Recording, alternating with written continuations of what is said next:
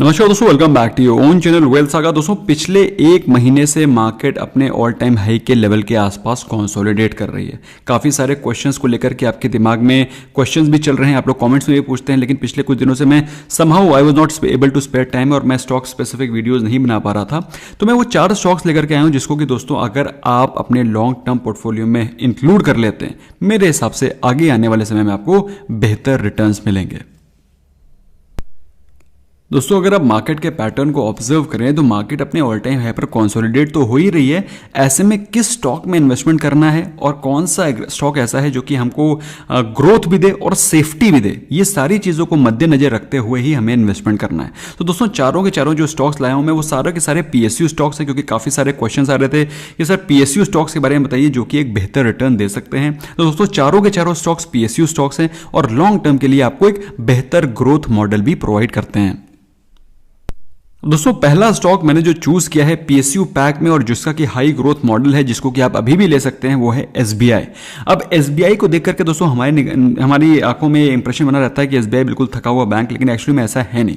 SBI is one of the most digital public sector bank in India. बहुत ही advance technology है, इतना बड़ा subscriber base है, India का सबसे बड़ा रिटेल बैंक है। इतनी more than 60,000 ATMs are there of SBI in India, more than 20,000 branches are there. तो आप समझ सकते हैं कितना दिग्गज बैंक है। ऐसे बैंक में इन्वेस्ट करना बनता है अगर आपका होराइजन लॉन्ग टर्म है। अच्छा, ऐसा भी नहीं है कि कंपनी बहुत हाई वैल्यूएशन पे अवेलेबल हो। अगर आप देखें तो इंडस्ट्री के प्राइस टू अर्निंग रेशियो के ऑलमोस्ट पैरेलल ही चल रही है।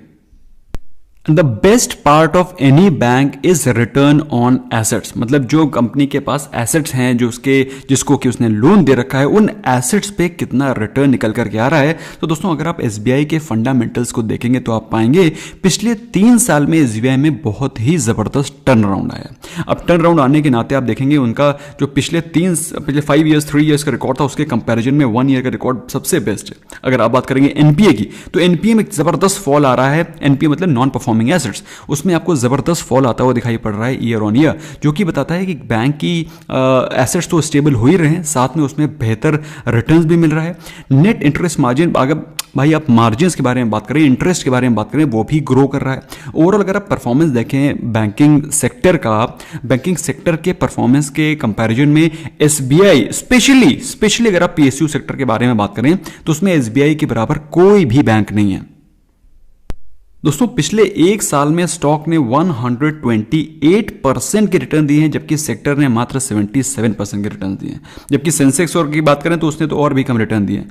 तो ओवरऑल अगर आप बात करें SBI की, तो SBI is showing very nice growth pattern also. अच्छा, एक बात भी तय है कि पिछले साल 1 साल में तो ऑलमोस्ट सभी स्टॉक्स ने 100% रिटर्न दिए हैं, लेकिन थोड़ा अगर लंबी अवधि देखें तो आपको पता चलेगा कि एक्चुअली इसके रिटर्न कैसे हैं। तो अगर आप इसको लंबी अवधि में देखें, दैट इज फॉर 3 इयर्स, तो भी आपको पता चलता है कि सेंसेक्स ने दिए हैं 50% के आसपास के रिटर्न्स। SBI ने निफ्टी और सेंसेक्स जो ब्रॉडर इंडाइसेस हैं उससे भी बेहतर रिटर्न दिए, जो कि आपको बताता है कि इस स्टॉक में अगर आप लॉन्ग टर्म के लिए इन्वेस्ट करते हैं तो अभी जिस प्रकार से कंपनी के फंडामेंटल्स में चेंज हो रहा है, कंपनी की ग्रोथ, कंपनी का जो बैंकिंग बिजनेस है वो डिजिटल हो रहा है, और जिस प्रकार से उसका सब्सक्राइबर बेस है, basic subscriber base, I mean the kind of the retail business which company has, तो मेरे हिसाब से दोस्तों I somehow personally feel this stock definitely deserves a position in portfolio. चाहे थोड़े क्वांटिटी मिले, चाहे थोड़ी पोजीशन ही बनाए, क्योंकि समहाउ मैं प्राइवेट सेक्टर बैंक्स और प्राइवेट सेक्टर कंपनीज का फैन हूं, और ऐसे में अगर आप PSU बैंक्स और अच्छे PSU स्टॉक्स में इन्वेस्ट करना चाहते हैं तो SBI can be one of the good choices. And the best part is कि अगर आपको इस स्टॉक में अभी पोजीशन बनाने का मन कर रहा है तो अभी स्टॉक ज़्यादा रनअप किया हुआ नहीं है, बल्कि अगर मैं ये कहूँ तो गलत नहीं होगा कि स्टॉक अपने ब्रेकआउट पॉइंट के आसपास ही दिखाई पड़ रहा है, बिल्कुल इन्फ्लेक्शन पॉइंट पे खड़ा हुआ है। यहाँ से अगर ब्रेकआउट होता है तो मेरे हिसाब से यहाँ 7-8% का ब्रेकआउट आपको बहुत ही जल्दी दिखाई पड़ सकता है। सो दोस्तों, आपको कैसा लगता है स्टॉक, मुझे कॉमेंट सेक्शन में डेफिनेटली बताइएगा। Do give your opinion regarding SBI and I will be glad to know that. Now, second stock which I have chosen is from the theme of the government's agenda. Basically, government का agenda है कि घर घर पर safe fuel, हर kitchen में safe fuel पहुंचे, LPG पहुंचे, और दोस्तों LPG का फ्यूचर पाइप्ड गैस नेटवर्क से ही जुड़ा हुआ है। ऐसे में दोस्तों IGL, MGL ये बड़े बड़े प्लेयर्स हैं जो कि मेरे हिसाब से एक बेहतर बिजनेस मॉडल क्रिएट करके देंगे इंडिया को as far as piped gas network is concern. अच्छा, फिलहाल अगर आप बात करें इसके वैल्यूएशन की तो इंडस्ट्री के प्राइस टू अर्निंग रेशियो से बेहतर वैल्यूएशन में मिल रहा है, बेहतर स्टॉक है, अच्छा डिविडेंड यील्ड है, डेट फ्री कंपनी है। अगर कंपनी के एसेट्स के ऊपर अगर रिटर्न देखें तो कंपनी के जितने एसेट्स हैं उस पर बेहतर रिटर्न 17.32% का रिटर्न दे रहा है। अच्छी खासी लिक्विडिटी भी है, ऐसा नहीं है कि कंपनी के पास पैसे नहीं है, कैश रिच नहीं है, कैश रिच कंपनी है। अच्छा खासा उसका कैश का कोई क्रंच नहीं कंपनी में। रिटर्न ऑन इक्विटी भी 25% के आसपास है दोस्तों। ओवरऑल अगर सिग्नेचर अगर आप देखें कंपनी का with respect to its fundamental, तो दोस्तों फंडामेंटल्स के सिग्नेचर्स बिल्कुल परफेक्ट पाए जा रहे हैं। AGL is a good stock to hold for long term. और दोस्तों स्टॉक ने बेहतर रिटर्न्स भी दिए। पिछले साल इसी समय पर ये स्टॉक 350 के आसपास चल रहा था, अभी वहाँ से स्टॉक ने आप देखिए 50% 60% से ज़्यादा के रिटर्न्स दे रखे हैं। मैं ब्रॉडली बता रहा हूँ आपको, क्विक कैलकुलेशन करके एग्जैक्टली आप फाइंड आउट कर सकते हैं। एनीवे अगर आप चार्ट पे देखें दोस्तों तो आपको चार्ट पे दिखाई पड़ रहा है कि स्टॉक अपने ऑल टाइम हाई लेवल के आसपास आता हुआ दिखाई पड़ रहा है, दैट इज अराउंड 580।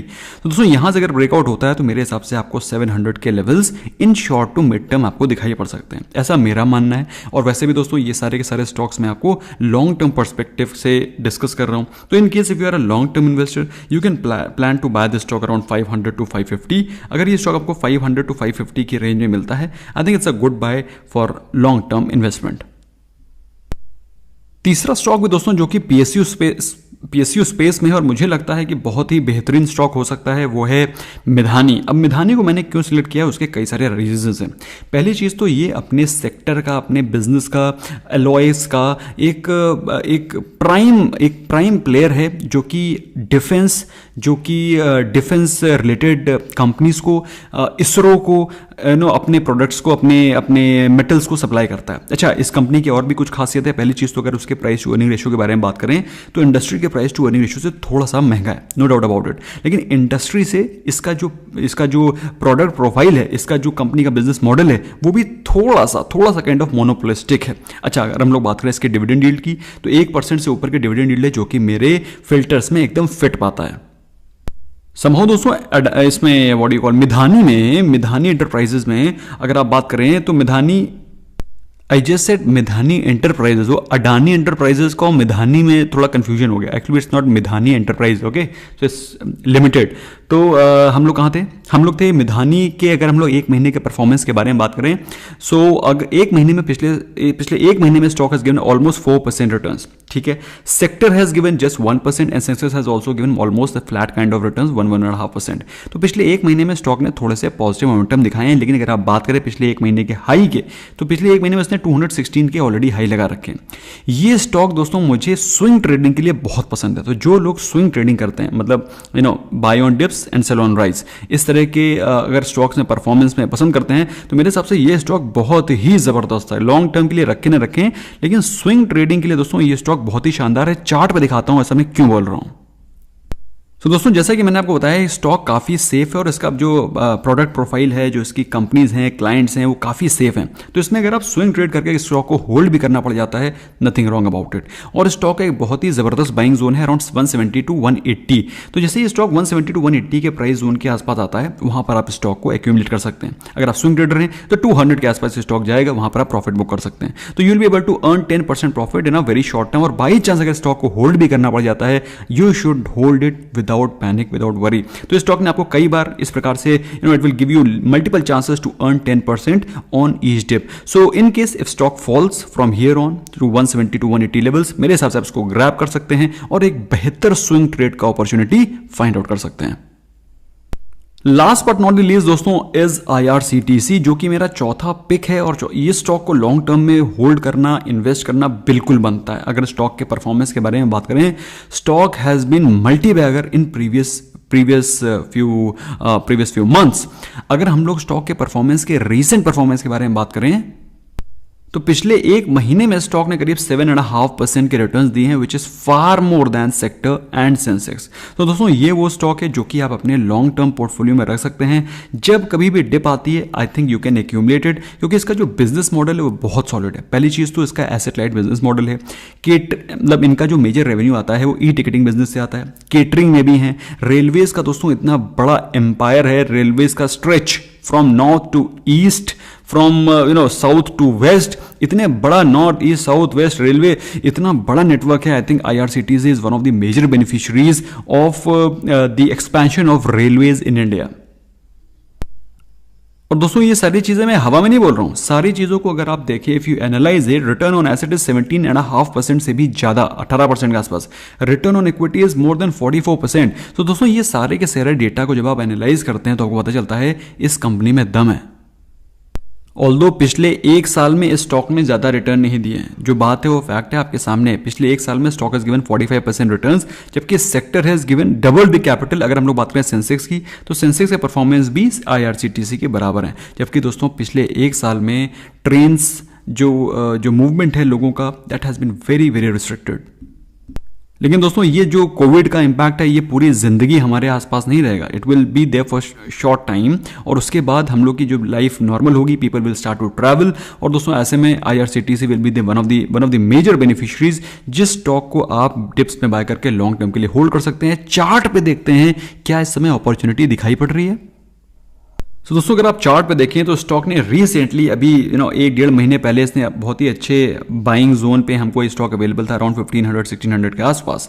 और दोस्तों इस प्रकार के डिप्स आते रहेंगे, इन सभी डिप्स में डरना नहीं होता है, इन सभी डिप्स में बाइंग करनी होती है। जब ये डिप्स हो रहे थे तो मैंने, आई एम श्योर आप लोगों ने मेरे वीडियोस देखे होंगे, मैंने पोस्ट किया था कि you must by the stock on dips from here on. और जिन लोगों ने बाय किया मुझे कॉमेंट सेक्शन में डेफिनेटली बताइएगा कि आप लोगों के पास IRCTC है तो किस प्राइस पे। अगर हम लोग बात करें अभी के स्टॉक परफॉर्मेंस की, तो स्टॉक करीब 2000 के आसपास चल रहा है, जो कि मेरे हिसाब से ज़्यादा महंगा नहीं है। अगर यहाँ से कोई डिप आती है, बाई चांस स्टॉक अगर आपको 1800 के बिलो मिल जाता है, ऑल्दो चांसेस उसके आने के कम है, लेकिन या 1900, 1950, 1900 के आसपास आ सकता है। तो 1900 एंड बिलो अगर आप स्टॉक को एक्यूमुलेट करते हैं लॉन्ग टर्म के लिए, मेरे लिए दोस्तों मेरी समझ है, जैसा as my previous experience says, this stock has good profile to be a multi bagger in long run. अब दोस्तों इनमें से कौन से स्टॉक्स आपके पोर्टफोलियो में हैं, या फिर आपने इन्वेस्ट कर रखे हैं, या फिर आपके रडार में थे, do let me know in the comment section. I will be glad to know them. In case if you have any question queries you can ask them. और ये दोस्तों ये सारे के सारे चार्ट्स मैं ज़रूरत पे देखता हूं। In case if you want to open the account, link is there right in the description, you can open the account और आपको हमारी तरफ से कई सारे बेनिफिट्स भी मिलेंगे। Thank you so very much, bye bye for now.